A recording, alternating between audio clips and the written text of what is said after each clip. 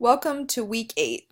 Now that we're halfway through the semester, I'd like you to take a moment to reflect on how you've been doing so far and recommit to the class.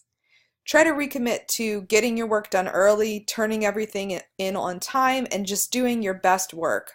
Also, commit to reaching out to me if you have questions or you're struggling. I'm here to help you, so use me as a resource.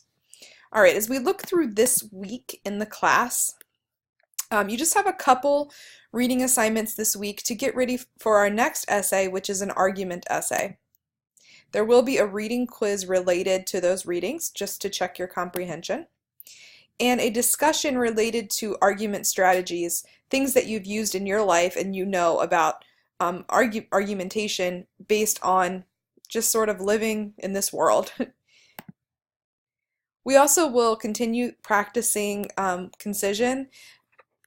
This is an example that might help you, and also you can go to this particular website, click on concision, and then practice, and there's a lot of exercises so that you can prepare for the upcoming quiz.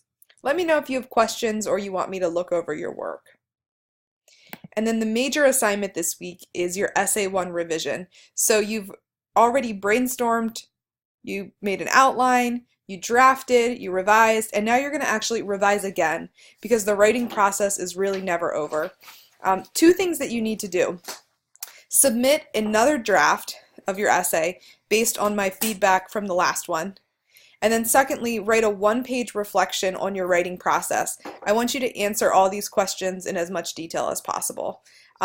If you happen to get a higher score on this revision than you did on the final draft that you turned in last time, I will raise your score for that particular paper.